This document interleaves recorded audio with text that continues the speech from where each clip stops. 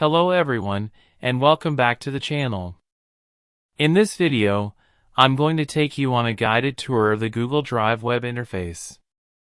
We'll explore the left sidebar, the main content area, and all the important features that help you manage your files efficiently. Let's begin on the left side of the page. This sidebar is your main navigation area inside Google Drive. At the very top, you'll see the New button. This is a powerful shortcut. From here, you can create a brand new folder, upload individual files or entire folders from your computer, and even create new Google Docs, Sheets, Slides, or Forms, all without leaving the Drive dashboard.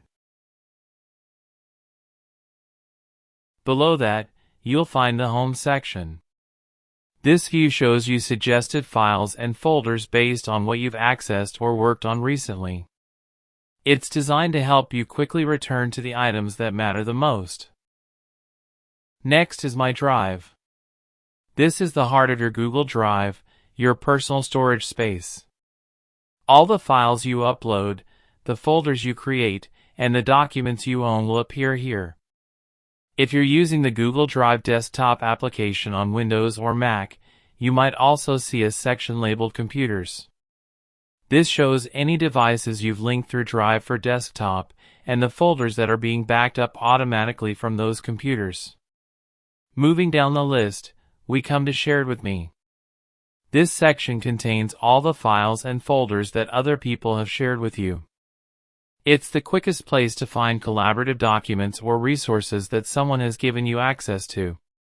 Next is Recent. This shows the files and folders you've opened or interacted with most recently.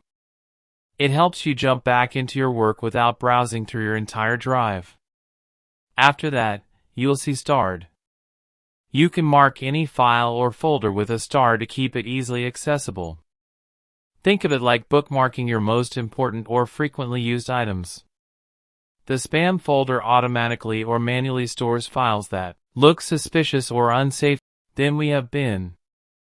Any deleted file or folder will move into the bin, where it will stay temporarily before being permanently removed.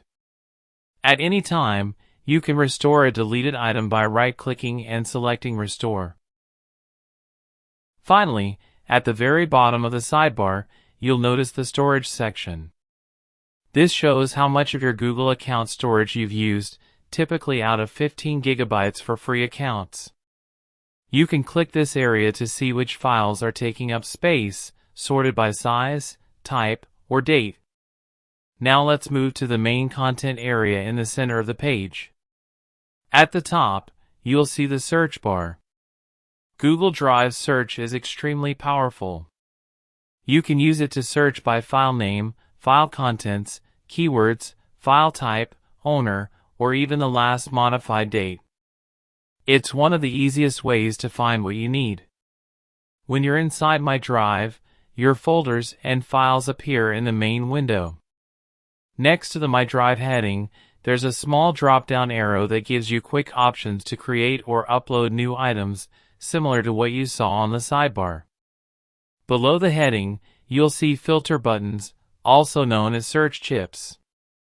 These allow you to filter your view by document type, file owner, date modified, or the file's location.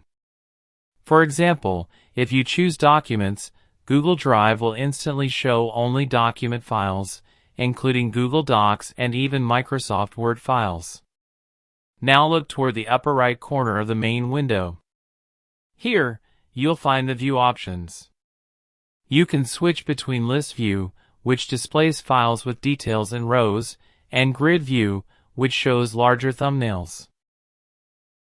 When you hover your mouse over a file, a set of quick action icons appears. These let you star a file, share it, download it, or open the More Options menu, represented by 3 dots. The 3-dot menu gives you additional actions like rename, move, add to My Drive, view details, make a copy, and more. And that's a complete walkthrough of the Google Drive web interface. You now know how to navigate the sidebar, use the main file area, filter, and sort your content, and quickly access your most important files. If you found this tutorial helpful, make sure to like the video and subscribe for more easy-to-follow tech guides.